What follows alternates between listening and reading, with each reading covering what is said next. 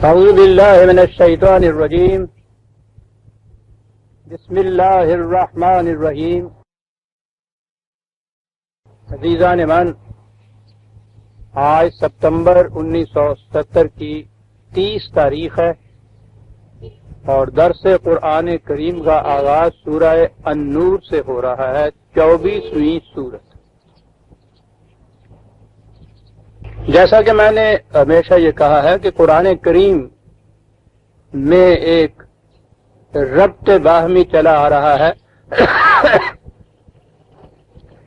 نہ صرف یہ کہ اس کی آیات میں باہمی ربط ہے بلکہ اس کی صورتوں میں بھی ایک ربط ہے، اور اس انداز سے دیکھیے تو یہ الحمد سے والناس تک ایک مربوط کتاب آپ کو نظر آئے گی،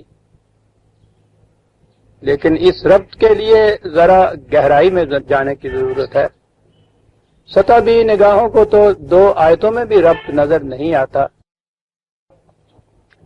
مانوی حیثیت سے گہرائی میں جائیے تو جیسے میں نے عرض کیا ہے یہ ساری کتاب مربوط نظر آئے گی آپ کو۔ سطحی نظروں سے دیکھیے تو آپ دیں کہ پچھلی آیت سورہ المومنون میں بات چلی آ رہی تھی 2 فریقوں کی، بلکہ 2 نظریات زندگی کی۔ ایک نظریہ زندگی یہ تھا کہ انسان کی زندگی اسی طبعی دنیا کی زندگی ہے، مادی دنیا کی زندگی ہے، جسم ہی اس کا ہے، اس کی نشو و نما، اس کی پرورش، یہی مقصود زندگی ہے۔ یہ کچھ میسر آ جائے تو زندگی کا مقصد حاصل ہو جاتا ہے، تبھی قوانین کے تابع جسم زندہ رہتا ہے، جب انہی قوانین کے تابع یہ منتشر ہو جاتا ہے جسے موت کہتے ہیں، انسان کا خاتمہ ہو جاتا ہے۔ دوسرا نظریہ زندگی یہ ہے کہ نہیں، اس جسم کے علاوہ ایک اور بھی شے ہے کہ جو اس کی طبعی موت کے ساتھ مرتی نہیں ہے، یہ سلسلہ ارتقاء کی آخری کڑی نہیں ہے بلکہ ایک اگلی کڑی کا پہلا لنک ہے۔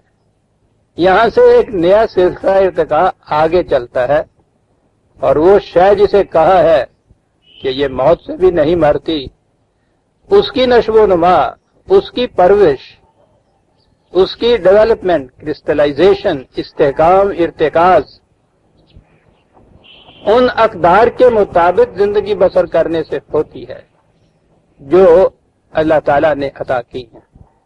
اب اس کے بعد ہم ورق الٹتے ہیں تو پہلی صورت یا پہلی آیت یا اس آیت کی باقی صورتیں وہ جرائم سے متعلق ہیں، جرائم کی سزائیں ہیں۔ الزانیۃ والزانی فاجلدوا کل واحد منہما 100، زانی اور زانیہ کو 100 کوڑے مارو۔ آگے میں اس کی تشریح کروں گا۔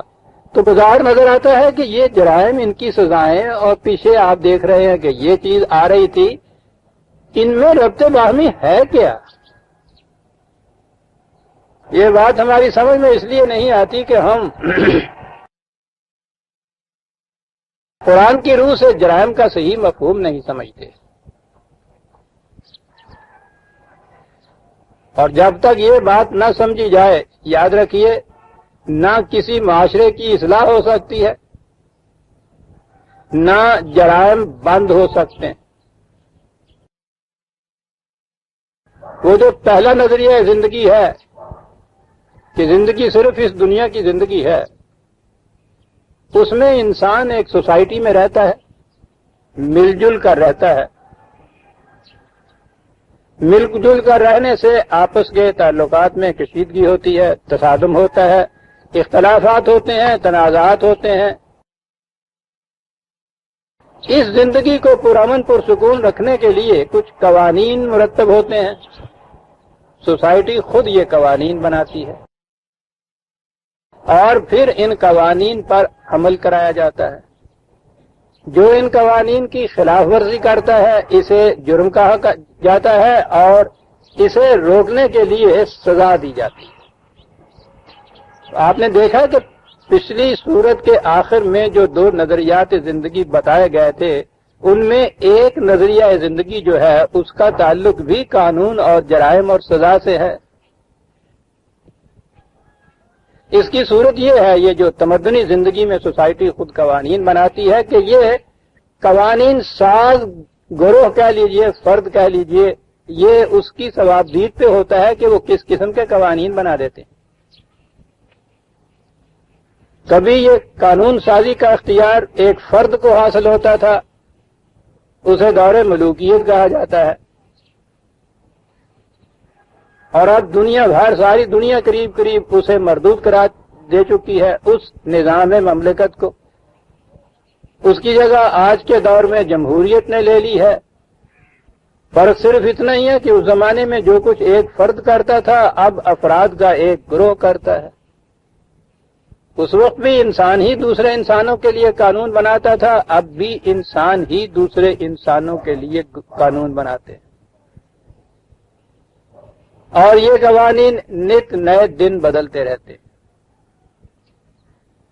یہ جو زور مارا جاتا ہے نا جمہوریت میں کہ اس پارٹی کی بجائے اقتدار ہمارے ہاتھ میں آئے، وہ قانون سازی کا اختیار ہوتا ہے جسے اقتدار کہا جاتا ہے، اور یہ بڑی چیز ہے۔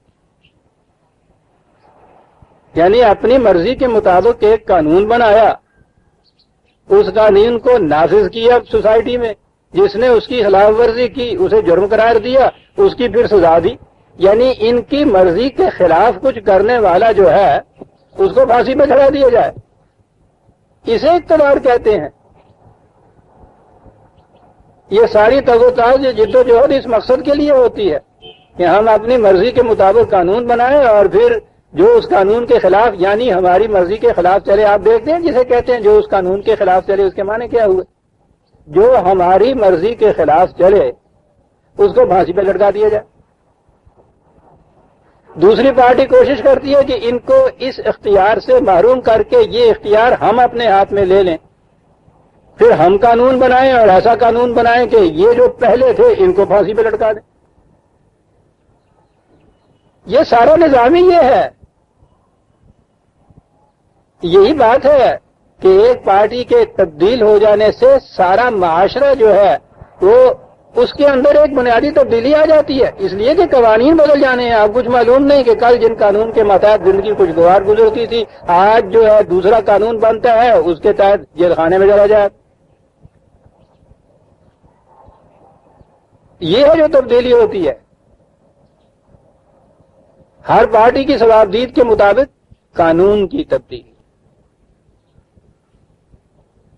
اور پھر ایک ہی پارٹی وقتاً فوقتاً اپنے ہی قوانین میں تبدیلیاں کرتی رہتی ہے۔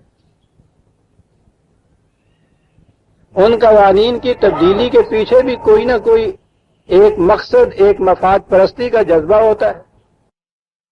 یہ تبدیلی اس کے مطابق ہوتی ہے۔ ان قوانین کی خلاف ورزی کا نام جرم قرار پاتا ہے، اور اس کی سزائیں انہوں نے خود قانون میں ہی رکھی ہوئی ہوتی ہیں، اس کے مطابق سزا دی جاتی ہے۔ اس نظریہ زندگی میں آپ دیکھیے کہ ایک تو میں نے عرض کیا ہے کہ نت نئے دن قوانین بدلتے رہتے ہیں۔ پارٹی کے بدلنے سے تو سب کچھ اپسٹ ہو جاتا ہے۔ ایک ہی پارٹی اپنے ہی دور میں مختلف اوقات میں اپنے ہی قوانین میں تبدیلیاں کرتی جاتی ہے، نئے قوانین وضع کرتی جاتی ہے۔ تو اس کے مطابق کسی شخص کو، اس معاشرے میں رہنے والے کسی شخص کو اس کا یقین نہیں ہوتا کہ کل کس قسم کے قانون بن جائیں، اور کل میری کیا کیفیت ہو۔ سینس آف سیکیورٹی جسے آپ کہتے ہیں، امن کی زندگی جسے قرآن نے لا خوف علیہم ولا هم یحزنون کہا تھا، یہ زندگی نہیں میسر آ سکتی آپ کو۔ پہلی چیز تو قانون کی یہ حیثیت ہوئی۔ پھر اس قانون کے بعد ان قوانین کی پابندی کی کیفیت یہ کہ اگر اس کی خلاف ورزی اس انداز سے کر لی جائے کہ جو سوسائٹی کا نظام احتساب ہے، گرفت کا نظام، وہ اس کی گرفت میں نہ آئے، اس کی نظر میں نہ آئے، تو اس کے بعد کرے کچھ بھی نہیں ہوتا۔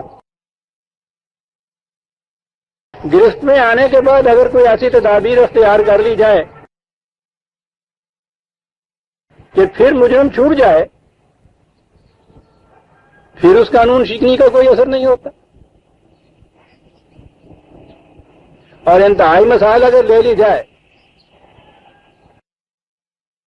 کہ ارادہ آپ کا ہو، آپ کے پاس آ کے آپ کے دوست بیٹھے ہیں، نہایت اچھا قیمتی پین یا گھڑی رکھی ہے میز پہ، اب ان کی نیت یہ ہے کہ یہ ذرا ادھر ادھر ہوں اور میں اس کو اڑا لوں، وہ اس گھات میں بیٹھے رہتے ہیں، آپ کی خوش قسمتی، ان کی بد نصیبی کہ آپ اٹھ کے نہیں جاتے اور وہ معلوم رہ جاتے ہیں، اس سے چرا نہیں سکتے، یہ کوئی جرم نہیں ہے، یہ کسی محتسب کی نظروں میں نہیں آ سکتا، کوئی عدالت اپنی گرفت میں اسے نہیں لے سکتی، یہ جرم ہی نہیں ہے۔ یا مثلاً آپ جنگل میں جا کے اپنے پڑوسیوں کو ہزار گالیاں دیجیے جہاں کوئی سننے والا نہ ہو، یہ کوئی جرم ہی نہیں ہوگا، جرم تو سوسائٹی کے اندر ہوگا۔ تو اس میں آپ نے دیکھا کہ یہ جو فرد جس نے یہ جرم کیا ہے یا قانون شکنی کی ہے، اس پر اس کا کوئی اثر نہیں پڑتا، یہ مشین کے پرزے کی طرح ہوتا ہے، کہیں ذرا خرابی ہو گئی ہے، ڈیٹیکٹ کر لی گئی ہے، اس کو ذرا سا پیچ کس دیا ہے، خرابی ٹھیک ہو گئی ہے۔ تو یہ جو نظریہ حیات ہے جسے قرآن نے پہلے کہا تھا کسی دنیا کا طبی زندگی کا نظریہ حیات، آج کی اصطلاح میں اسے سیکولر نظریہ حیات کہتے ہیں۔ اس میں قوانین کی یہ کیفیت ہوتی ہے، قانون کی پابندی کی یہ کیفیت ہوتی ہے، قانون شکنی کی یہ کیفیت ہوتی ہے، اور اس کے بعد جرم اور جرم کی سزا کی نوعیت یہ ہوتی ہے۔ یہ اس فرد کے اوپر اس کا کچھ اثر نہیں پڑتا، وہ الگ بات ہے کہ اگر ایسی سزا ہے جس سے اس کو مثلا کوئی عقوبت پہنچی ہے، تکلیف پہنچی ہے، تو وہ صرف تبھی تکلیف ہوتی ہے، اس سے زیادہ نہیں کچھ ہوتا، اور اگر وہ چھوٹ جاتا ہے، بری ہو جاتا ہے، گرفت میں نہیں آتا، تو اتنا بھی اس کے اوپر اثر نہیں ہوتا۔ دوسرا نظریہ زندگی جو ہے وہ ہے قرآن کا نظریہ،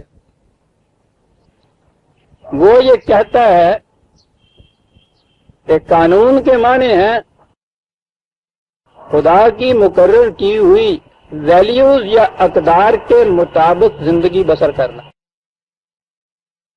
سوسائٹی کے بنائے ہوئے قوانین کی صورت نہیں ہے، خدا کی دی ہوئی اقدار یا ویلیوز کے مطابق زندگی بسر کرنا۔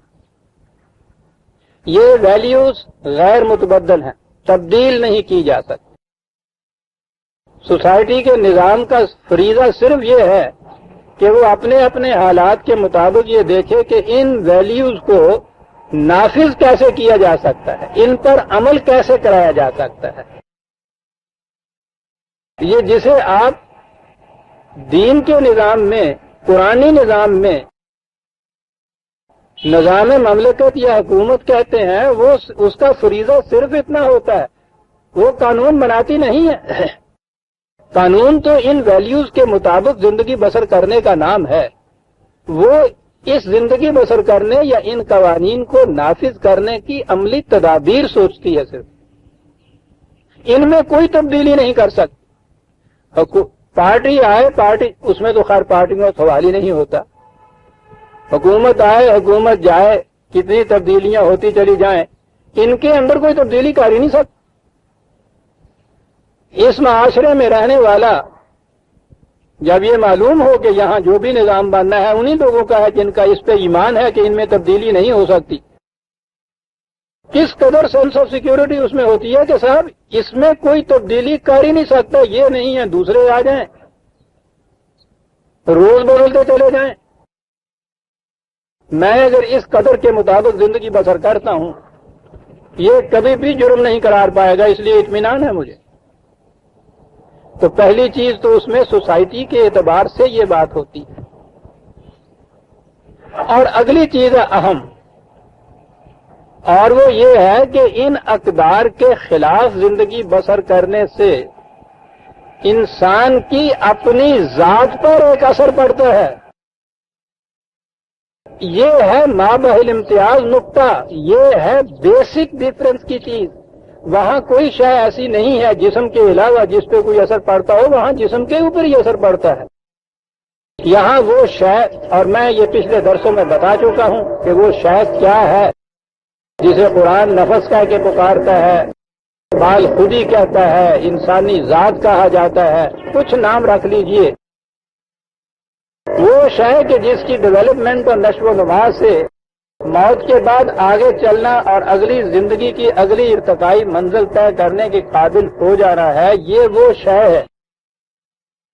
پھر سمجھ لیجئے یہ بڑی اہم کڑی ہیں، یہ بات جو ہے کہیں دوسری جگہ نظر نہیں آئے گی قرآن کے علاوہ، کہ جرم نام ہے ان اقدار کی خلاف ورزی کا، ان اقدار کی خلاف ورزی کا۔ ان اقدار کے مطابق زندگی بسر کرنے سے انسان کی ذات کی نشو و نما ہوتی ہے، اس کی خلاف ورزی کرنے سے اس کی ذات جو ہے اس میں کمزوری واقع ہوتی ہے، ضعف آتا ہے، انتشار واقع ہو جاتا ہے، ڈس انٹیگریشن ہو جاتی ہے، اس پہ اثر پڑتا ہے۔ اب اس سے اگلی بات سمجھ میں آ گئی کہ کوئی دیکھنے والا ہو یا نہ ہو، پکڑنے والا ہو یا نہ ہو، عدالت موجود ہو یا نہ ہو، سزا ملے یا نہ ملے، اس کا اثر تو اسی وقت ہو گیا۔ یہ نہیں کہ جس وقت وہ عمل سرزد ہوا ہے، جب اس نے وہاں دوست کے سامنے بیٹھے یہ خیال دل میں کیا کہ یہ اگر اٹھ کے چلا جائے تو یہ میں گھڑی چرا لوں، تو جرم سرزد ہو گیا اس ذات کے نقطۂ خیال سے۔ وہ جو ہے نا کہ خدا دل میں گزرنے والے خیالات اور نگاہوں کی خیانت تک سے بھی واقف ہے، جو خدا کی واقفیت کا عملی مفہوم کیا ہے، مجھ پہ کیا اثر پڑتا ہے اس کا، واقف ہے، وہ ہے ہوا کرے، اور اس پہ تو ہمارا ایمان ہے۔ وہ یہ نہ بھی کہتا جب بھی ہم جانتے تھے کہ وہ غیب و شہود دونوں کا عالم کو جو جاننے والا ہے۔ شہود وہ شے جو محسوس طور پہ سامنے آ جائے، غیب وہ شے جو ہمارے محسوسات کی ضد میں نہ آئے، تو ہمارا تو ایمان ہے۔ یہ کیا بات ہے کہ وہ دل میں گزرنے والے خیالات اور نگاہ کی خیانتوں سے بھی واقف ہے۔ واقف کے معنی یہ ہیں کہ دل میں گزرنے والے خیالات اور نگاہ کی خیانتیں اگر ان اقدار کے خلاف ہیں تو اس کا بھی اثر پڑتا ہے انسان کی ذات پر۔ اس نے قانون شکنی کر دی، جرم ثابت ہو گیا، جرم کی سزا مل گئی، اس لیے کہ اتنے سے ہی اس کی ذات میں ایک اضمحلال واقعہ ہو گیا۔ یہ وجہ ہے کہ قرآن میں گناہ کے لیے یا جرم کے لیے ایک لفظ اسم آیا ہے، اہم۔ اسم کے معنی ہے ہر وہ شے جو اضمحلال یا ماندگی یا کمزوری پیدا کر دے۔ یہ کمزوری کس میں پیدا ہوتی؟ چوری کرنے والا تو مال چراتا ہے، گھی لے جاتا ہے، بڑا مزے میں پہلوان بنتا ہے، کمزوری جس میں تو نہیں ہوتی، یہ اس کی ذات میں کمزوری ہوتی ہے، اس لیے اس کو اسم کہا گیا۔ تو جرم سرزد ہو گیا، سزا مل گئی،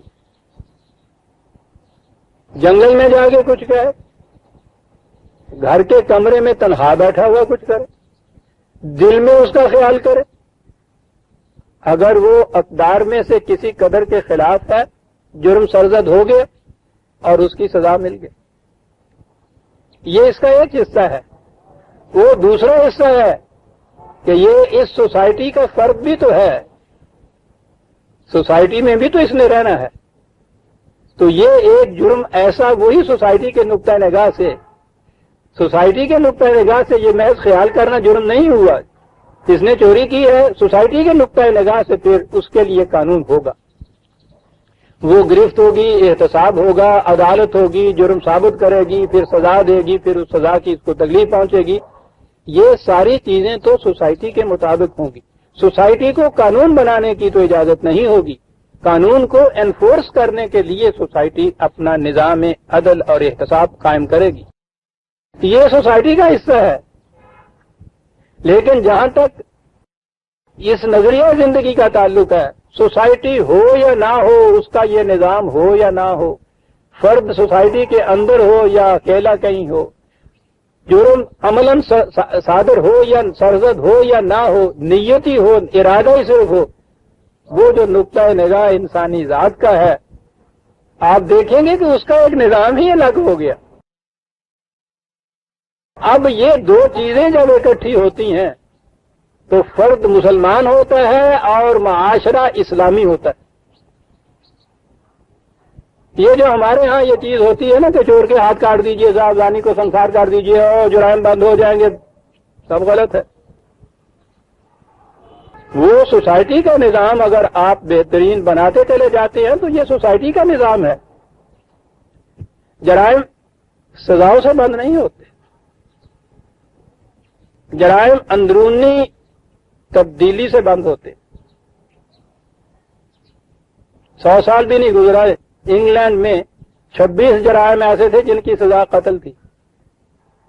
ایک پینسل چلا لینے پہ بھی سزا قتل تھی، موت کی سزا، معاف رکھیے گا قتل میں نے کہا، موت کی سزا تھی اور کوئی جرم بند نہیں ہوا تھا۔ آپ کے ہاں تو بھی قتل کی سزا موت ہے،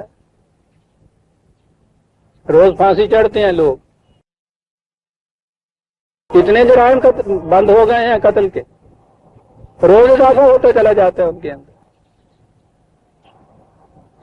ٹھیک ہے، سوسائٹی میں بھی یہ نظام رہنا چاہیے، لیکن سوسائٹی کا نظام نہ تو یہ مقصد پورا کر سکتا ہے، نہ وہ فول پروف ہو سکتا ہے، نہ اس سے جرائم بند ہو سکتے۔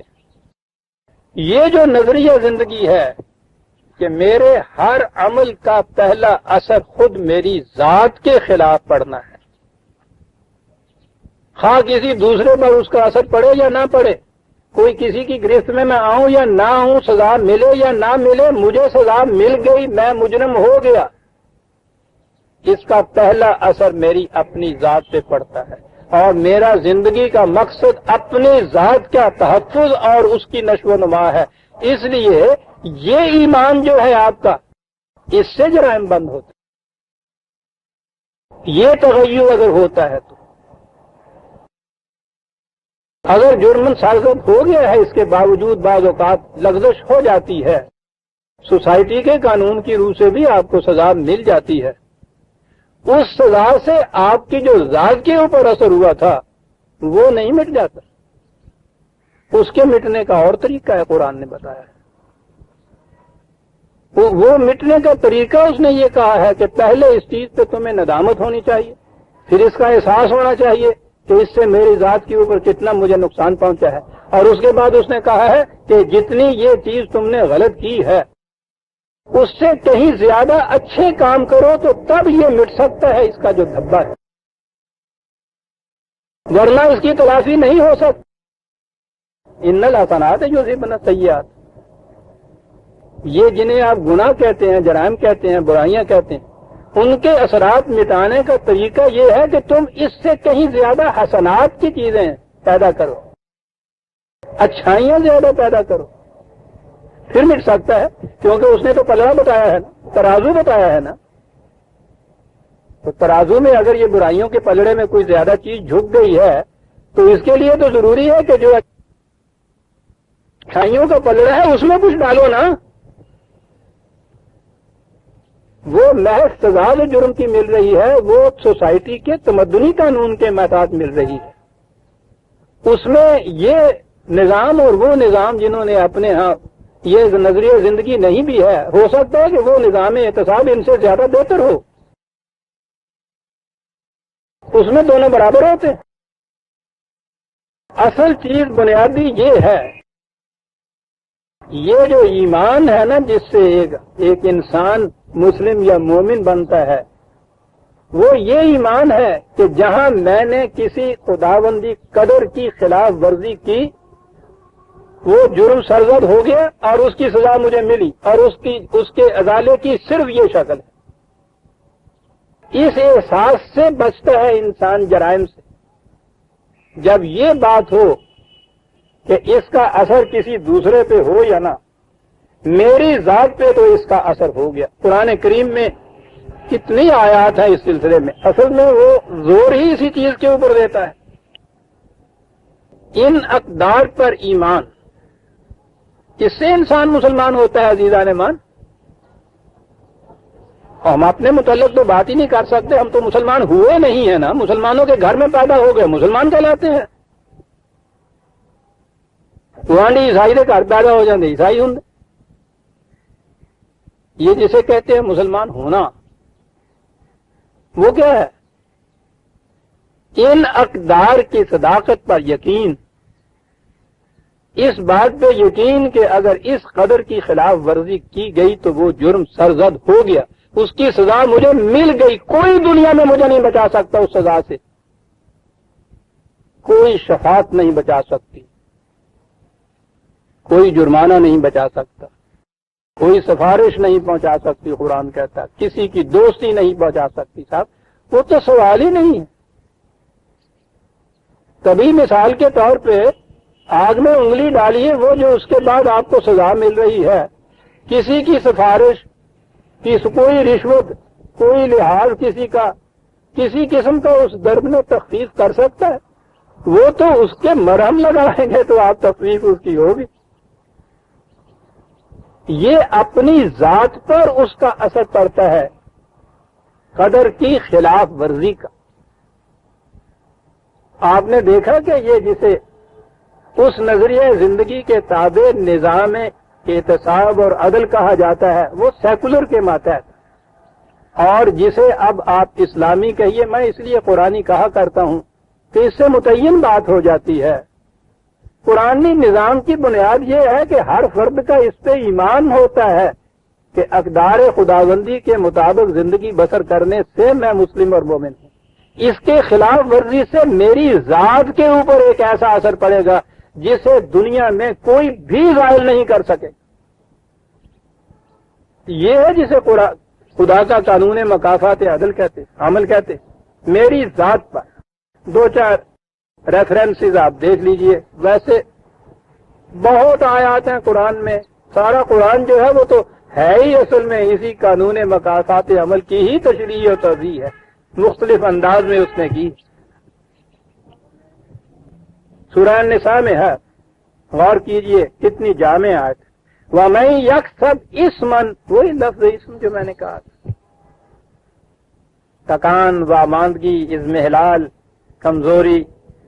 وَمَن يَكْسَبْ اسْمًا فَإِنَّمَا يَكْسِبُهُ عَلَى نَفْسِهِ، جس نے بھی کوئی، یہ اب اس کا ترجمہ جرم کر لیجئے، جس نے بھی کوئی جرم کیا ہے تو بظاہر تو یہ نظر آتا ہے نا کہ کسی دوسرے کے خلاف کچھ کیا ہے. اس نے اس کو گالی دی ہے، اس کو مارا ہے، اس کو قتل کیا ہے، اس کی چیز چرائی ہے، اس کی عصمت دری کی ہے دوسرے کی. وہ کہتا ہے نہیں، وہ بات تو سوسائٹی کی ہے. یکسبہ علی نفسہ ہی، اس نے اپنے خلاف جرم کیا ہے. یہ تو اصطلاح بھی کہیں نہیں آپ کو ملے گی عزیزان من. تصور تو ایک طرف رہا، اپنے خلاف اس نے جرم کیا ہے. آپ دیکھ رہے ہیں کہ بات کہاں چلی جاتی. 4/111 وَمَن يَكْسَبْ اسْمًا فَإِنَّمَا يَكْسِبُهُ عَلَى نَفْسِهِ. اللہ، میں کہہ رہا ہوں اتنی سی آیت کے اوپر اگر ایمان ہے کسی کا پھر جرم سرزد ہو سکتا ہے. پاگل ہی کوئی جرم ہو جو پھر جرم سرزد کرے. پاگل کے متعلق کہتے ہیں نا انہوں اپنے نفع نقصان کا بھی خیال نہیں. یہ تو اپنا نفع نقصان ہے اس میں. تو وہ کہتا ہے یہ دوسرے کے خلاف نہیں ہے، بھول ہے تیری. وہ تو سوسائٹی کی بات ہے کہ دوسرے کے خلاف جو کچھ ہوا ہے. اگر کوئی دوسرا انسان نہ کہیں ہو تو جرم ہی سرزد نہیں ہوتا، سوسائٹی کا جرم بھی سرزد نہیں ہوتا. یہ تو جب دوسرا انسان ہوتا ہے تو پھر جرم سرزد ہوتا ہے. یہ سوسائٹی کا جرم ہے جسے تو سمجھتا ہے میں نے اس کے خلاف جرم کیا، یا عدالت کہتی ہے تو نے اس کے خلاف یہ کچھ کیا. یہ سوسائٹی کی بات. اس کا ایمان تو یہ ہے کہ یکسبہ علی نفسہ، میں نے اپنے خلاف ایک جرم کیا. یہی جب تعارف کرایا گیا ہے پہلا قصہ آدم کا، وہ ایک تمثیلی انداز ہے بات کرنے کا، اس میں یہی چیز کہی گئی کہ جب یہ لغزش ہوئی آدم سے یا آدمی سے، اس سے پوچھا گیا، اس نے کہا یہ تھا کہ ربنا ظلمنا انفسنا، اے میرے نشو نما دینے والے، میں نے اپنے خلاف یہ جرم کیا ہے، اگر تو نہیں بتائے گا کہ اس کا ازالہ کیسے ہوگا تو میں تو گیا آیا، میں گیا آیا، کسی دوسرے کے خلاف وہ جرم نہیں ہے۔ ظلمنا انفسنا، تو آپ کو یاد ہوگا، مجھے وہ نٹشے کا فکرہ تو بھول ہی میں نہیں سکتا۔ یہ لوگ بھی جب یہ فکر کی بلندیوں میں پہنچتے ہیں تو ان فراستوں پہ آ جاتے ہیں۔ یہ اس کا فکرہ ہے نا کہ بھائی تو نے جو جرم میرے خلاف کیا ہے اسے تو میں بخش دوں گا، لیکن جو جرم تم نے اس سے اپنے خلاف کا کیا ہے اسے کون بخشے گا؟ کوئی دوسرا نہیں اسے بخش سکتا۔ بخشنے کا تصور ہی غلط ہے۔ جب جرم کا تصور یہ ہے کہ جو میں نے یہ خلاف ورزی اس قدر ویلیو کی ہے، میری ذات کے اوپر اس کا اثر آ پڑا، اسے بخش کون دے گا؟ کون اس کی سفارش کر کے اس نقصان سے بچا لے گا؟ وہی جو میں نے کہا، یہ انگلی میں جو درد ہو رہا ہے آگ میں ڈالنے سے، میں نے یہ جو غلطی کی، یہ جرم کیا ہے، کون بخش دے گا اسے مجھے؟ کون چھڑا دے گا اس سے مجھے کہ اس کی سفارش قبول ہو جائے گی؟ کیسے رشوت سے میں بچ جاؤں گا؟ تو یہ جو ہے نا، یکسبہ علی نفسہ ہی، عزیزان من، اتنی اس کا نام ہے اسلام، اس کا نام ہے مسلمان ہونا۔ اور ایک آیت لے لیجیے، 6/165، 6/165، وَلَا تَكْسِبُ كُلُّ نَفْسٍ إِلَّا عَلَيْهَا، یہاں کل نفس کہتی ہے۔ یہ آپ دیکھیے، وہ لفظ نفس کا چلا آ رہا ہے، وہی ذات کی بات۔ جو فرد بھی، جو شخص بھی ترجمہ تو اب ہم یوں ہی کرتے ہیں نا، جرم کرتا ہے یعنی ان اقدار کی میں سے کسی قدر کی خلاف ورزی کرتا ہے، کسی کے خلاف نہیں وہ بات جاتی، وہ سوسائٹی کی بات ہے، جیسا میں نے عرض کیا، الا علیہا، اپنے خلاف کر رہا ہوتا ہے۔ اور جب اپنے خلاف کیا ہے تو کہا کہ یہ اصول سن چھوڑیے مقافات عمل کا، کہ لا تزر وازرۃ وزر اخرى، کوئی بوجھ اٹھانے والا دوسرے کا بوجھ اٹھا ہی نہیں سکتا، ایک تنو آپ ہی چکنا پڑے۔ 6/165، ایک اور ریفرنس 17/7، ان احسنتم لانفسکم وان اسأتم فلہا، ذات کو تقویت بخشنے والے حسن کارانہ انداز سے کام کرو گے تمہاری اپنی ذات سنورے گی، اس کے خلاف یہ کچھ کرو گے اس کی تباہی واقع ہو جائے۔ قرآن مجید میں آپ دیکھیے، جسے آپ یہ جرم و سزا کہتے ہیں، اس کی پہلی ابتدا اس سے ہوتی ہے۔ سوسائٹی کے جرم میں آپ دوسرے کا نقصان کرتے ہیں، قرآن کہتا ہے ٹھیک ہے، ثانوی چیز ہے، لیکن وہ کہتا یہ ہے کہ الذین خسروا انفسہم، 6/20، 6/20، اس کے نقصان کی تلافی تو شاید آپ روپے دے کے کر دیں، پیسے دے کے کر دیں، معافی مانگیں۔ یہ جو نقصان تمہارا اپنا ہو گیا ہے، اس کی تلافی کون کرے گا؟ یہ تباہی، وَإِن يُهْلِكُونَ إِلَّا أَنفُسَهُمْ، یہ دوسروں کی تباہی نہیں تم کر رہے، تم تو اپنے آپ کی تباہی کر رہے ہو۔ وَمَا يَشْعُرُونَ، مشکل یہ ہے کہ یہ جو طبی زندگی کا جو شعور ہے اس کی نگاہ سے سوچتے ہیں تو یہ بات سمجھ میں نہیں آتی، پتہ یہی چلتا ہے کہ دوسرے کو تباہ کر رہے ہیں،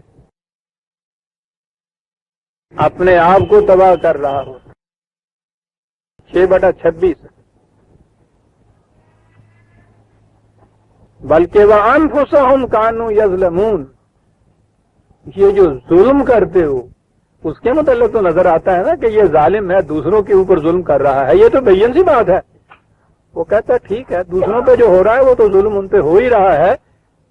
انفسہم کانوا یظلمون، اپنے خلاف ظلم کر رہا ہے، یہ اپنے آپ پہ ظلم کر رہا ہے۔ اس بنیاد کو سامنے رکھیے عزیزان، اور پھر آپ قرآن کا جو نظام ہے عدل کا، احتساب کا، جرائم کا، قانون شکنی کا، اس پہ نگاہ ڈالیے، آپ دیکھیے کہ اس میں یہ جو محسوس سزا ہے اس کی تو حیثیت ہی ثانوی رہ جاتی، بلکہ یہ جسے آپ قانون شکنی یا جرائم کہتے ہیں، اگر معاشرے میں یہ کیفیت ہے، اس ایمان والے لوگ بستے ہیں، معاشرے میں جرم ہی نہیں ہو سکتا۔ وہ جو حضرت ابوبکر صدیق رضی اللہ تعالیٰ عنہ کے زمانے میں آپ نے ایک مجسٹریسی کی پوسٹ کریٹ کر دی تھی جسے کہتے ہیں، اور حضرت عمر رضی اللہ تعالیٰ عنہ کو اس پہ مقرر کر دیا تھا مجسٹریٹ کی حیثیت سے جرائم کے فیصلے کرنے کو، تو سال بھر کے بعد انہوں نے کہا تھا کہ اس پوسٹ کو ابالش کر دیجیے، یہاں تو کوئی مقدمہ ہی نہیں آیا، آ ہی نہیں سکتا۔ بھول چوک ہو سکتی ہے، سہون لغزش ہو سکتی ہے، اور سہون لغزش کے متعلق تو قرآن کریم نے یہ کہا کہ وہ اس قسم کی لغزش کرنے والا اگر ندامت کے قطرات عشق اپنی پیشانی پہ لے کے آ جاتا ہے اور کہتا ہے کہ ربنا ظلمنا انفسنا، اے میرے نشو و نما دینے والے مجھ سے بھول ہو گئی، صاحب ہو گیا، لغزش ہو گئی، میں نے اپنے آپ کو تباہ کر دیا، مجھے بتا کہ میں کس طرح اس نقصان کی تلافی کرتا ہوں۔ تو قرآن نے یہ کہا ہے، جسے آپ جہاں تمدنی زندگی کی عدالت بھی کہتے ہیں، اس میں قرآن نے کہا ہے کہ اگر اس کیفیت سے مجرم کہیں آئے، ٹھیک ہے، اس کو موقع دو کہ اپنی اصلاح کرے۔ تابہ و اصلاح، قرآن نے ہر جگہ یہ کہا ہے، تابہ و اصلاح۔ وہ بشری کمزوریوں کا لائسنس دیتا ہے، ہو سکتا ہے کہ لغزش ہو جائے، بھول چوک ہو جائے، لیکن اس کے بعد اگر یہ احساس فوراً آ گیا ہے، اور احساس اتنا شدید آیا ہے کہ اس کی نگاہیں نہیں اوپر اٹھ رہی، جھکی ہوئی نگاہوں سے، خطرات ندامت سے آلود پیشانی کے ساتھ وہاں آتا ہے اور کہتا ہے کہ مجھ سے غلطی ہو، بھول ہو، ٹھیک ہے۔ اتنی سی بات تو یہ ہو گئی کہ ٹھیک ہے، یہ جو پیچھے سرزد ہو گیا ہے اس کو تو جانے دیتے ہیں، وہ اسلحہ۔ اس کے بعد کہا ہے کہ پھر اسے یہ کہو کہ یہ نگاہ رکھو، اگر یہ بار بار بھول چوک ہوتی چلی گئی تم سے اس قسم کی، تو یہ چیز کمزوری پیدا کر دے گی تمہارے اپنے اندر، عزم نہیں رہے گا۔ قرآن نے کہا ہے کہ یہ ہوا اس لیے تھا کہ آدم میں عزم نہیں ہم نے دیکھا تھا۔ عزم کس چیز کا نام ہے؟ پھر بات دوسری طرف نکل جائے گی، لیکن کیا کروں، دوسری طرف تو نکالے بغیر کام ہی نہیں چل سکتا نا۔ عزم کس کو کہتے ہیں؟ کیوں بھول چوک ہوتی ہے، کیوں کمزوری ہوتی ہے عزم کی؟ یہ جتنا آپ ارادہ یا عزم یہ چیزیں کہتے ہیں، یہ تو آپ کے اس سیلف، اس خودی، اس نفس کا فیصلہ ہوتا ہے۔ میں وعدہ کرتا ہوں آپ سے کہ یہ بات آپ کی میں کر دوں گا۔ یہ میں کون ہے جس نے یہ وعدہ کیا؟ یہ میں آپ کے جسم کا تو نام نہیں ہے، آپ کی زبان نے وعدہ نہیں کیا، آپ کے ہاتھ نے یہ نہیں کچھ کیا، یہ کیا ہے؟ میں ہے نا۔ تو جب آپ وہ وعدہ پورا نہیں کرتے، یہ کیوں نہیں کرتے؟ اس لیے کہ اس وقت یہ میں جس نے کہا تھا میں کروں گا، وہ میں نہیں رہتی، اس وقت کوئی اور میں ہوتی ہے۔ یہ جو میں کی تبدیلی ہے، یہ انسانی خودی یا نفس کی کمزوری ہوتی۔ یہ جو نشو و نما یافتہ، پختگی یافتہ میں ہوتی ہے، اس کی پہلی نشانی یہ ہوتی ہے کہ اس میں تبدیلی نہیں ہوتی، وہ میں رہتی ہے، آج بھی وہ میں ہے، 10 سال کے بعد بھی وہی میں ہوگی۔ ٹھیک ہے، میں نے ہی یہ آپ سے کہا تھا، میں نے ہی یہ کیا تھا، میں ہی وہاں تھا۔ یہ ایک وقت کا، یہ جو ایجاب و قبول سے آپ عقد کرتے ہیں نکاح کا، ساری عمر یہ قائم کیسے رہتا ہے؟ وہ ہوتی ہے نا وہ میں جس نے یہ کیا تھا، ساری عمر وہی رہتی ہے۔ تو جب ہوتا ہے نا، اگر وہ میں نہ رہے تو قصہ ختم ہو جائے۔ یہ جو میں کا اس طرح سے وہی رہنا ہے، یہ ہے میں کی پختگی کا ثبوت، دلیل، سند۔ کوئی رہے، کوئی شخص جو بار بار وعدہ کرے، بار بار پھرتا چلا جائے، ویسے بے اصولہ پن آپ کہہ لیجئے، وعدہ خلاف آپ کہہ لیجئے، یہ الفاظ ہیں۔ اصل چیز یہ ہے کہ اس کی میں کی پختگی نہیں ہوتی۔ پختہ میں تو بدلتی ہی نہیں، وہ ایک جیسی رہتی. یہ ایک فکرے کے اندر وہ برگسونین ہے جنہوں نے یہ چیز وہاں کہی ہے، چینج لیسنس ان چینج. اس تغیرات کی دنیا میں عدم تغیر، وہ کہا انہوں نے کہ اس کا نام ہے میں. بڑی عمدہ ڈیفینیشن ہے. اور خود برگسان تو یہ کہتا ہے کہ we change without ceasing to be. حالات کی تبدیلیاں ہوتی ہیں لیکن میں ویسے ہی برقرار رہتی ہے. وہ جو میں نے کہا تھا کہ جب دودھ کے اندر ملا ہوا یہ کریم مکھن کا پیڑا بن جاتا ہے تو پھر وہ سارا دن پانی میں ڈالے رکھو، اس کو پانی بدلتے رہو، دوسرا پانی ڈالتے چلے جاؤ، وہ بیڑا اسے تو رولا اس طرح رہتا ہے گا، کیونکہ وہ دودھ کا مکھن پک گیا ہے، ہوں پختگی آ گئی ہوں وہ نہیں بدلتا. اور اگر یہ نہ ہو، وہ دودھ کے اندر ہی ہو، تو پھر جو مرضی پانی جا پائی جاؤ اسی طرح نہ بندہ تو رہ جائے. ہر آن بدلنے والا جو شخص ہے، یاد رکھیے معاشرتی نقطۂ نگاہ سے کوئی لفظ اس کے لیے آپ استعمال کر لیجئے، قرآنی نقطۂ نگاہ سے یہی کہیں گے کہ اس کی میں، اس کا نفس، اس کی سیلف، اس میں پختگی نہیں آئی ہوئی، خام ہے. اور اس کا نام کیریکٹر ہے. عزیزان من، یہ کیریکٹر لیس کون ہے؟ جس کی اس وقت میں کچھ اور ہے، شام کو کچھ میں اور ہے. وہ تو اس حد تک آگے جاتے ہیں. یہ بختانی لکھتا ہے کہ رات کو سوتے وقت آپ تہیہ کرتے ہیں کہ میں صبح 4 بجے ضرور اٹھوں گا، حتیٰ کہ آپ بعض اوقات الارم بھی لگاتے ہیں. وہ کہتا ہے یہ الارم لگانا بھی جو ہے یہ بھی ناپختگی کی نشانی ہے تمہاری، اپنے آپ پہ تمہیں بھروسہ نہیں ہے، اس لیے خارجی سہارا ڈھونڈ رہے ہو نا. تو کہتا ہے خارجی سہارے کے باوجود ہوتا کیا ہے، اور یہ ہوتا ہے ہمارے آپ کے سب کے ساتھ ہوتا ہے. سردیوں کی ہو رات لحاظ لے آئے ہوئے ہوتے تو سر بھی لپیٹے ہوئے نال. معاف رکھیے گا بیٹیاں، آپ تو بہن آپ تو سمجھ جاتی ہیں سارا کچھ اتنی پنجابی. اور 4 بجے آخر شب میں تو وہ نیند بھی زیادہ گہری ہوتی ہے، یہ سوئے ہوئے ہوں. اس وقت بغیر الارم ٹائم پیس کے تو بات ہی نہیں. وہ بھی اور بجے تو یوں ذرا کر کے، ذرا سا کر کے تو الارم دیتے ہیں، وہ ہاتھ مار کے الارم بند کر کے کوئی گل نہیں 6 بجے بھی چلے جاؤں گا. وہ کہتا ہے کیا چیز تھی یہ کہ شام کو 10 بجے، رات کو 10 بجے والی میں نے جب کہا تھا کہ میں نے صبح 4 بجے اٹھنا ہے، اور صبح 4 بجے میں آپ کی جو ہے وہ یہ کچھ کر رہی ہے. تو کہا کہ سوچو تو صحیح، اگر رات والی میں ہوتی تو وہ یہ کرتی کبھی؟ یہ میں وہ نہیں رہی. بڑی عجیب چیز ہے عزیزان مان.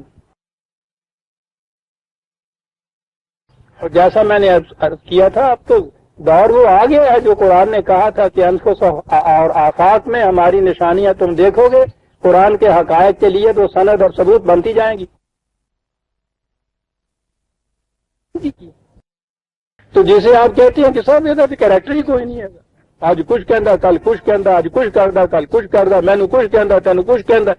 وہ کہتا ہے یہ جسے کہتے ہیں کیریکٹر لیسنس. کیریکٹر نام باب کیا ہے؟ وہ کہتا ہے یہ جو میں ہے اس کی پختگی کا نام کیریکٹر ہے، اسی کو عزم کہتے ہیں. وہ کہتا ہے اب اور بات ہے کہ یہ پختگی جو ہے اس کا اظہار کوئی کفر کے اندر کرتا ہے، کوئی ایمان کے اندر کرتا ہے. بات تو آگے اس اظہار کے ذرائع کی بات رہ جاتی ہے، پختگی کی بات اور ہے. قرآن نے جو آخری وقت میں فرعون نے جو کہا تھا، جب لگا ڈوبنے تو اس نے کہا تھا کہ اللہ نہ ایمان لایا موسیٰ اور ان کے خدا پہ، تو بظاہر ہمارے آپ کے نزدیک، مولوی صاحب کے نزدیک تو اس دریا میں سے نکال کے گلے سے لگا لینا چاہیے تھا نا کہ واہ واہ صاحب توبہ نصیب ہو گئی جی، مردے ہیں توبہ نصیب ہو گئی. کیا جواب ملا تھا وہاں؟ جواب ملا تھا کہ پھر منہ تیرا ہو کچھ نہیں، موت میں سامنے دیکھ کے تو کفر تو منکر ہو گیا، عزم ہی تیرے اندر نہیں ہے گا. عزم کی تو وہ بات ہے عزیزان من، عزم کی پختگی.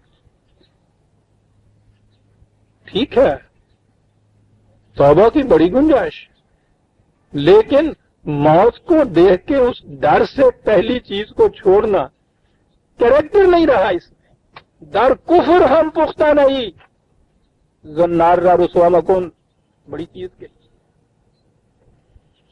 तो ये तो कुफर की बात है अजीजान मान। और अगर ईमान के ऊपर ये बात कहीं आए, अक़दार की पुख्त के ऊपर जम के खड़े होने के लिए जब ये अज़म किसी के अंदर पैदा हो, वो क्या होता है? जिंदा जावेद होता है, जिसे शहीद कहते हैं आप। शहीद का आज़म मौत को देख के भी नहीं बदलता अजीजान मान।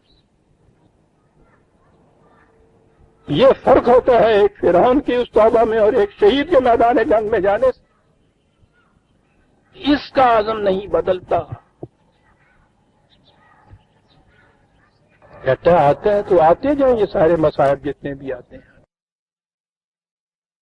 वलनबलुवन्नकुम बिशैइन मिनल खौफि वल-जू'i व नक़्सिन मिनल अमवालि वस-समरात। वो कहता है दुनिया के अंदर आप देखोगे टकराव आएगा, तुम्हारा तसादुम पैदा होगा, बड़े बड़े नुकसानात होंगे, तुम्हारे तबाहियां आ जाएंगी, फसलें तली जाएगी, जुल्म होगा, ये सब चीजें होगी, तसादुमात होंगे, जंगें होगी। लेकिन ये सारे जिसे आप कहते हैं ना आजमाइश, हमारे यहाँ तो ये ना अल्लाह ताला आजमाइश करता है, माज़अल्लाह अल्लाह आजमाइश करता है, उसको तो सब पता होता है हमारा, उसने क्या आजमाना है हमने। ये वो कहता है तुम्हारी अपनी आजमाइश के मौके होते, तुम्हारी अपनी आजमाइश के। यू टेस्ट योर सेल्फ, अपनी इस खुदी की आजमाइश करते जाओ इन तसादमात में किस हद तक पुख्ता है। वो कहते हैं पुख्तगी जिनकी अज़म में होती है वो ये चीजें आती हैं और वो आती चली जाती हैं और वो हंसते हुए आगे बढ़ते चले जाते हैं। हर नई एक तसादम, हर नई तकलीफ मुसीबत के आने के ऊपर वो कहता है क्या डराते हो, इन्ना लिल्लाहि व इन्ना इलैहि राजिऊन। हम तो उसकी अक़दार के लिए अपने आप को वक्फ कर चुके हैं। हर मुसीबत तसादम के बाद हमारा कदम उसी की तरफ उठेगा, हटा के देख लो तुम। यह है इन्ना लिल्लाहि व इन्ना इलैहि राजिऊन। बड़ी पुख्तगी है आज़म की अज़ीज़ आलिम। हमारा कदम किसी और तरफ नहीं जा सकता। इसीलिए हज़रात अंबिया इकराम अलैहिस्सलाम की कैरेक्टर के मुतल्लिक़ जो बात पुख्तगी एक कई कुरान की ने, वो कहा है कि वो उलुल अज़्म थे। ईमान हो अक़दार खुदाबंदी के मुताबिक जिंदगी बसर करने का और अज़म की हो ये कैफियत फिर पुख्तगी। क्या उस माशरे में जराइम सरज़द हो सकते हैं? ये है कुरान कहता है कि जब तक ये अंदर में तुम्हारे तब्दीली नहीं होती, खारिज में तब्दीली वाक़या नहीं हो सकती। कितना ही आप ये इस किस्म का निजाम बनाते चले जाएं, आप उसमें देखेंगे उधर से कानून बन रहा होता है, कानून शिकन इधर से तदबीरें सोच रहा होता है कि इस कानून में से निकलना किस तरह। एज़िय्यन अफ़लाह जैसे जिसे कहते हैं, वो भी इंसानी होते हैं बनाने वाले, ये भी इंसानी होते हैं, ये इनसे ज्यादा ज़हीन होते हैं, जीनियस होते हैं, ये उसमें से निकलने की राहें तलाश कर लेते हैं। रोज यही कुछ होता है। पकड़े जाते हैं तो वो जो निजाम होता है इनका एहतसाब का और अदल का, उसके अंदर हजार रखने होते हैं, वहां भी तो इंसानी होते हैं।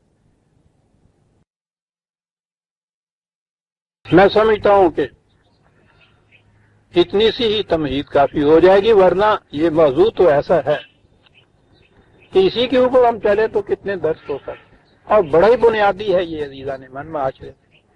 कहीं आप ये नहीं सुनेंगे कि ये जराइम कैसे खत्म होंगे और किस तरह से माशरा सही होगा और कैसे माशरे की इस्लाह होगी। वो सारे उसी लाइन के ऊपर जिस पे वो सेकुलर वो निजाम सोसाइटी वाले लिए जाते हैं। पुलिस इस किस्म की होनी चाहिए, अदालतें ऐसी होनी चाहिए, सजाएं इस किस्म की सख्त कर दो, जेल खाना ऐसा होना चाहिए। सारा ही वो ऊपर वाला जो निजाम है, ये जो चीज है कि अंदर की तब्दीली किस तरह से होनी चाहिए, किसी का भी इधर ख्याल नहीं है।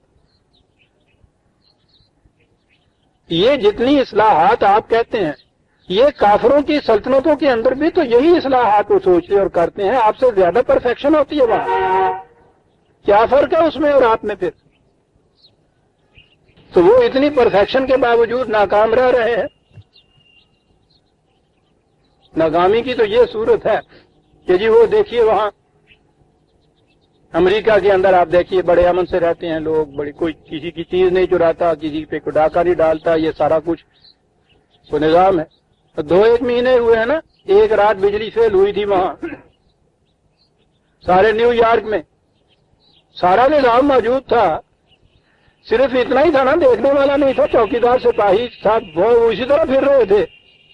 آپ کو معلوم ہے کہ صبح تک اٹھتے اٹھتے نیو یارک کی ساری دکانیں لٹ چکی ہوئی تھی ایک ہی رات میں۔ یہ کیا تھا؟ اندر تبدیلی نہیں ہوئی تھی،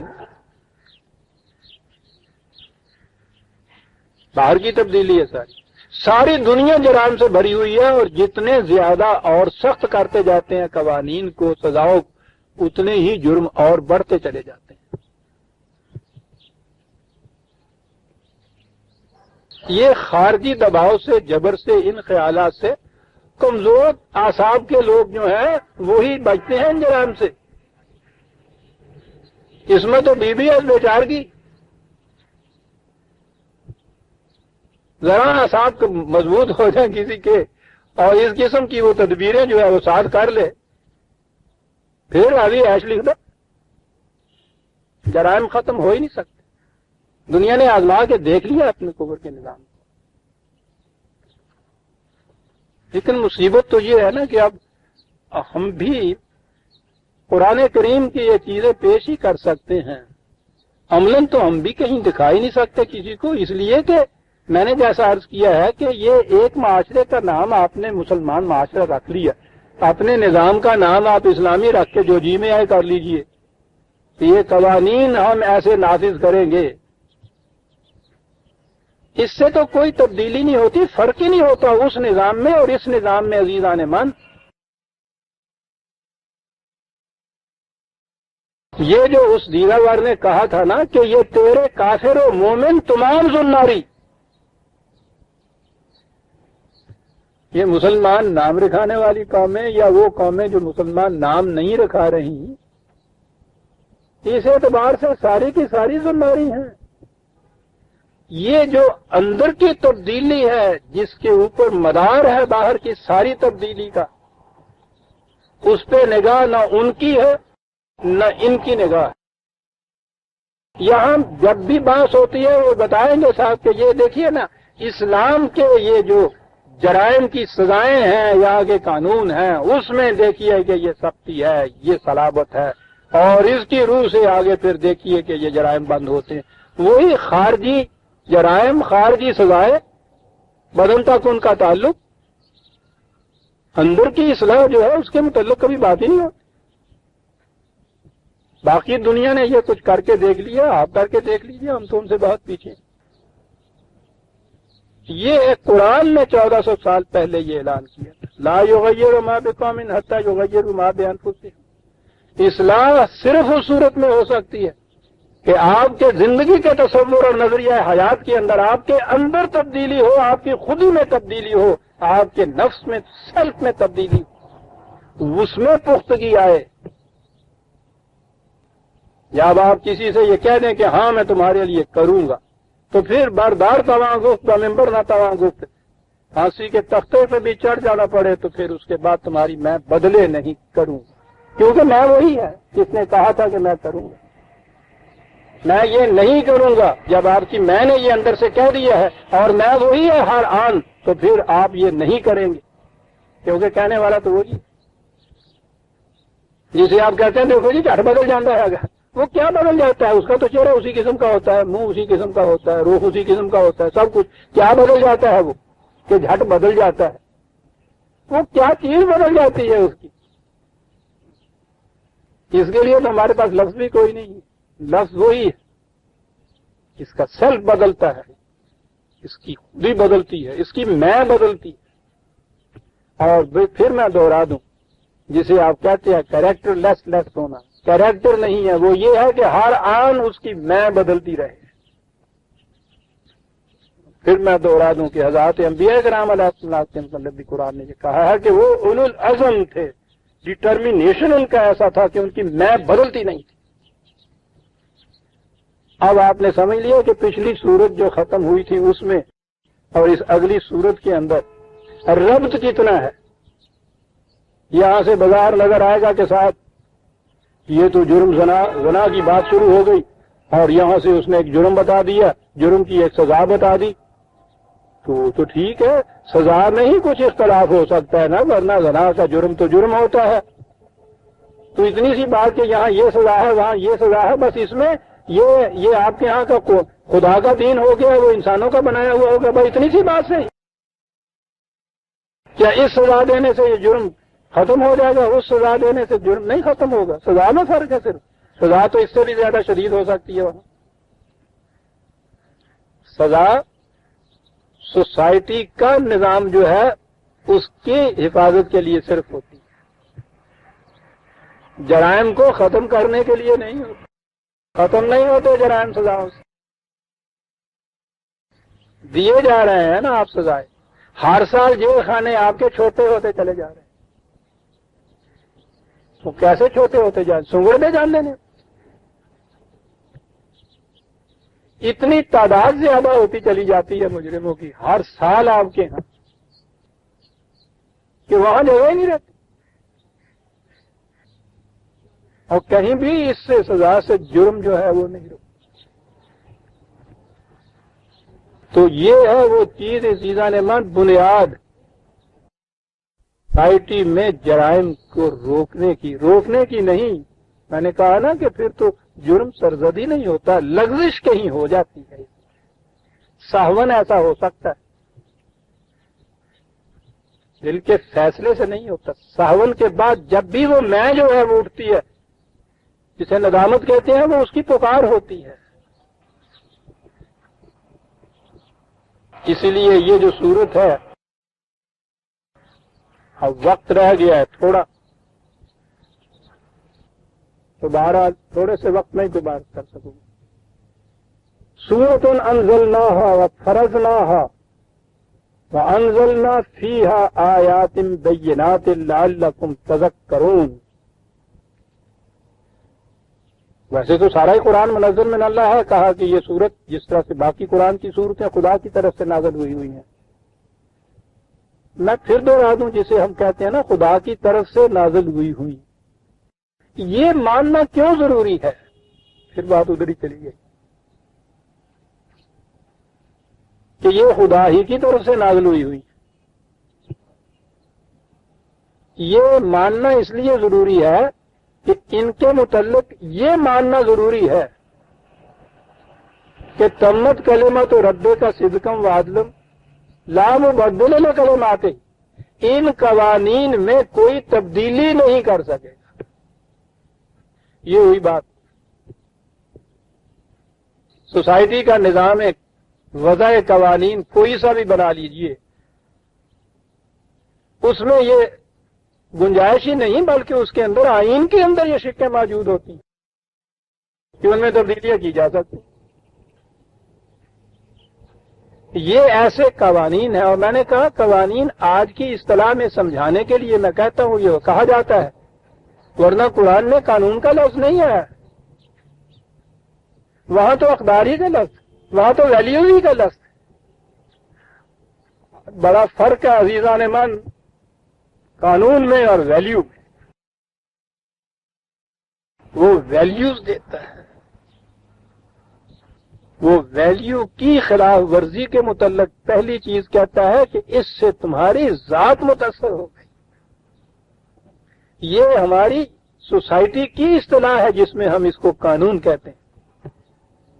لیکن پھر دوہرا دوں, اسلامی نظام اسے کہیں گے جہاں یہ جو غیر متبدل ویلیوز دی ہیں وہی نے یہ قانون کی حیثیت اختیار کر لیں اور ان میں کوئی تبدیلی نہ کر سکے.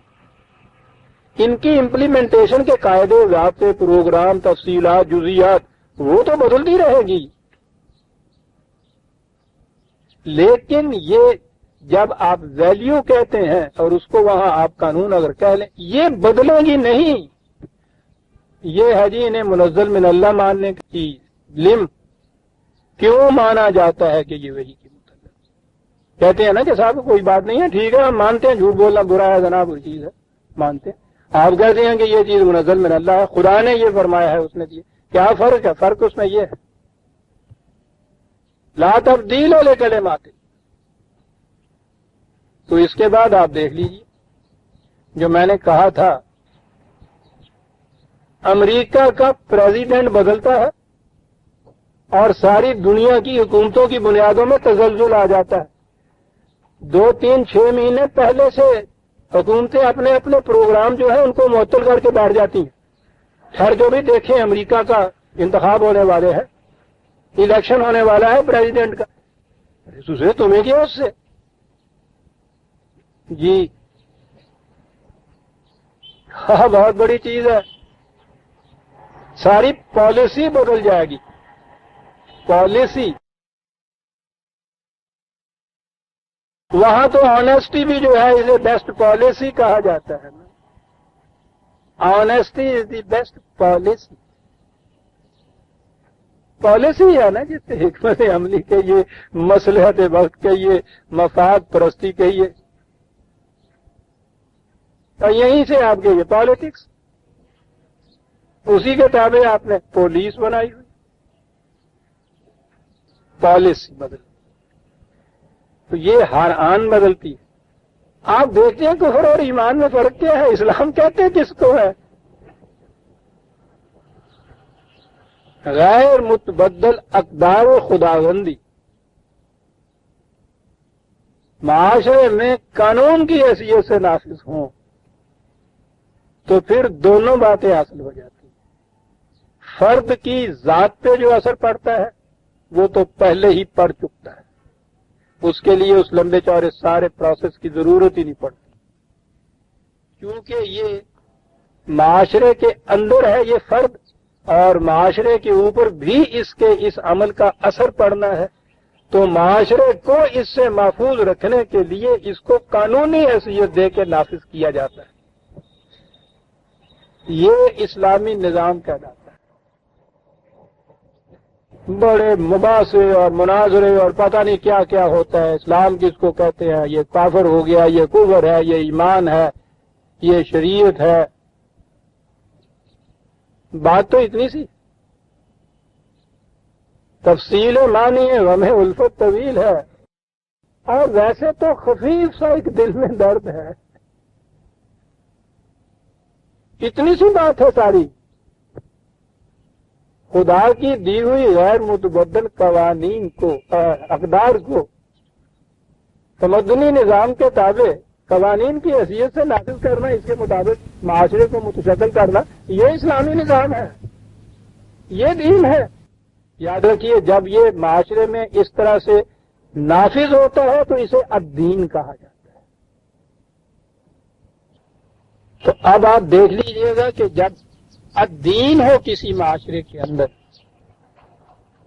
سوائے میں نے کہا نا کہ صاحب و لغزش کے سوا جرائم کا ارتکاب ہی نہیں ہو سکتا اس معاشرے کے اندر.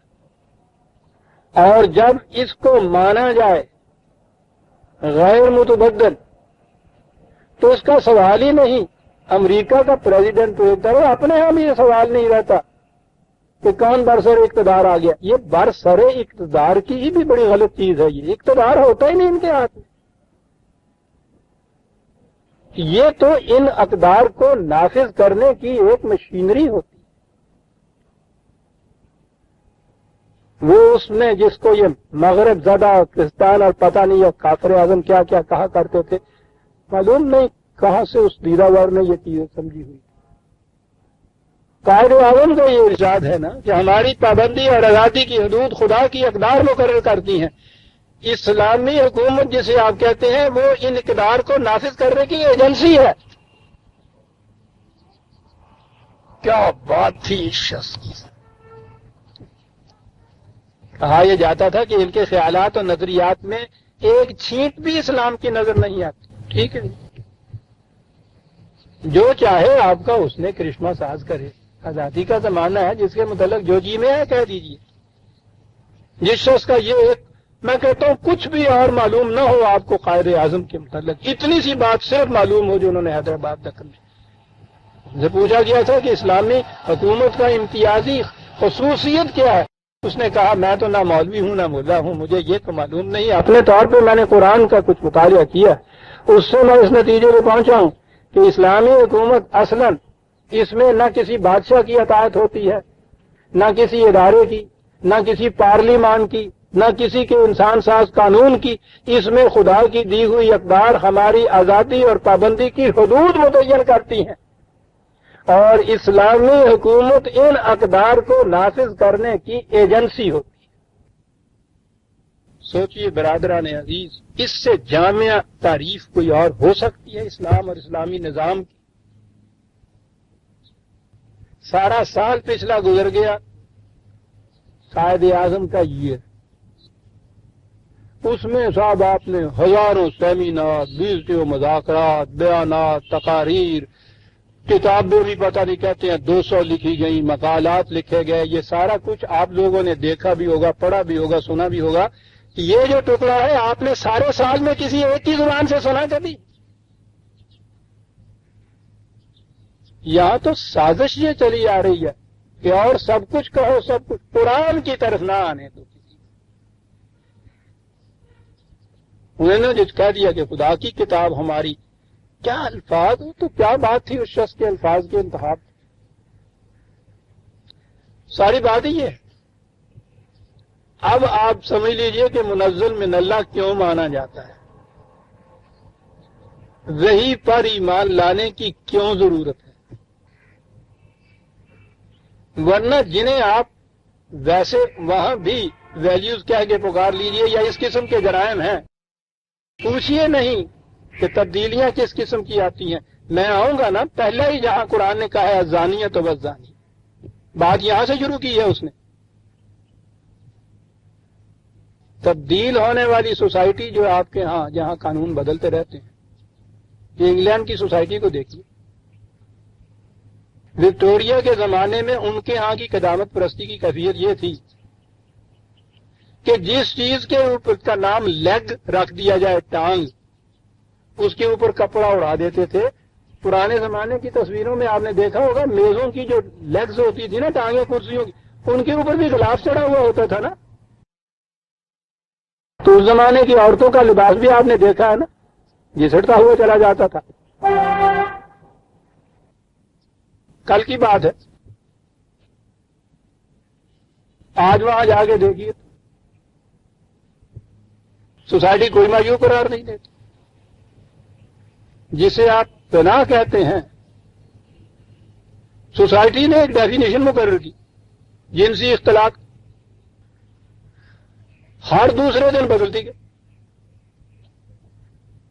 آخر میں اس چیز کے اوپر آئے کہ اگر جسے ان کے ہاں قانون کی روح سے شادی یا نکاح یا میرج کہا جاتا تھا، اس سے پہلے بھی اگر آپس کے یہ اختلاط ہو جائے، اس سے اگر حمل ہو اور بچہ پیدا ہو جائے، تو اس کے بعد اس کے لیے ضروری ہے کہ اس سے شادی کر دیں۔ کاہے کے لیے شادی کر لیں؟ تاکہ وہ بچہ قانوناً اس کا بیٹا تصور ہو، میں اس مقصد کے لیے۔ پھر قانون یہ بدلا کہ صاحب اس سے تو مجبوری ہو جاتی ہے شادی کرنے کی اس لڑکی سے جس کے یہاں بچہ پیدا ہو گیا، بڑی مجبوری ہے۔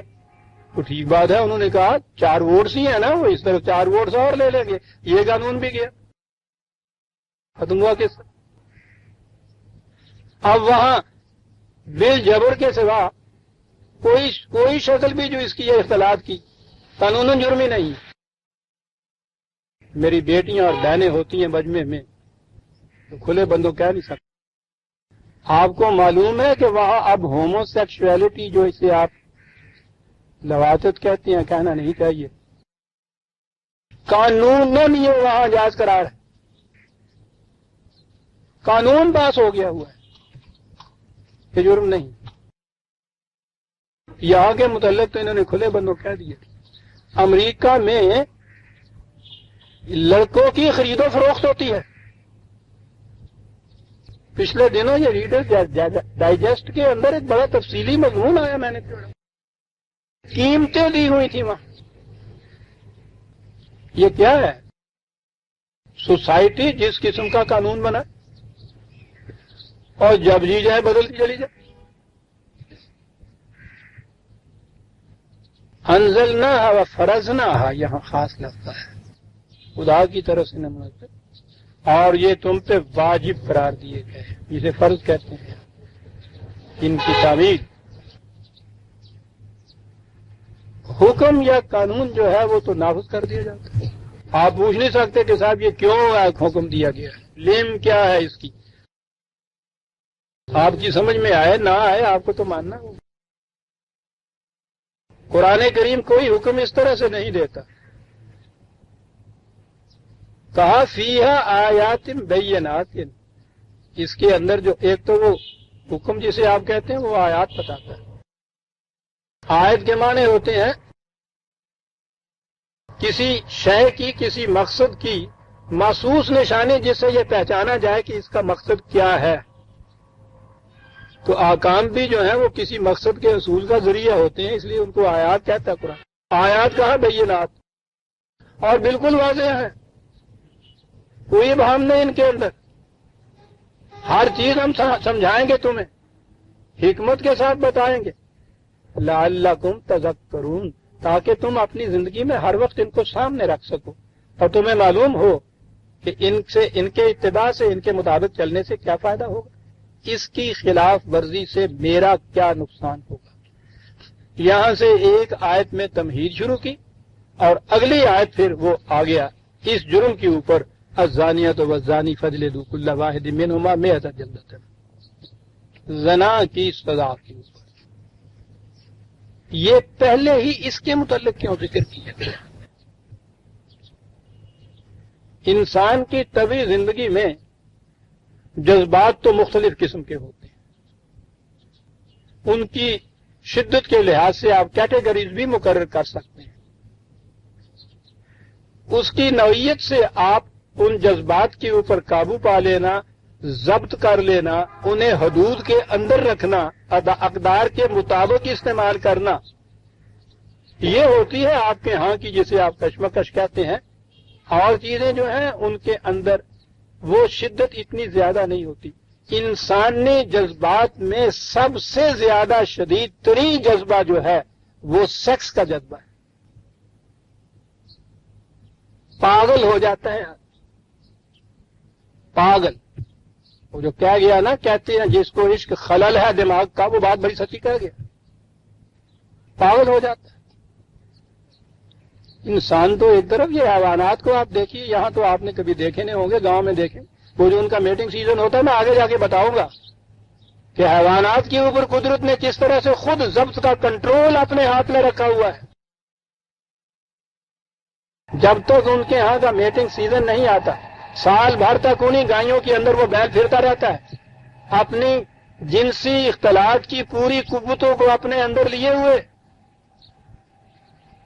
اور اتنی بڑی گائیں ہوتی ہیں, ایک دو بھی نہیں, ہیڑ کا ہیڑ جنہوں کہتے ہو, آنکھ اٹھا کے نہیں دیکھ. بڑے حسین انداز میں بات کرتا ہے. چاک مت کر جیب بے ایام گل, کچھ ادھر کا بھی اشارہ چاہیے. اور جب انہیں ادھر کا اشارہ ہوتا ہے میٹنگ سیزن, پھر واقعی وہ پاگل ہو جاتا ہے. ان کے ہاں فطرت نے ایسی چیز رکھی ہے, وہ ایک اس کی خو ہوتی ہے مادہ کی, وہ دور تک جاتی ہے. ان کے ہاں حیوانات کے اندر تو قدرت نے یہ چیز بڑی زور کی رکھی ہے نا, پہچان کی چیز. دروازوں کو ٹکرے مار مار کے توڑتا ہے وہی بیل جو وہاں سال بھر ان کے اندر پھرتا تھا, آنکھ اٹھا کے نہیں دیکھتا تھا. اس جذبے کی شدت کی یہ کیفیت ہوتی. معاشرے میں آپ دیکھیے,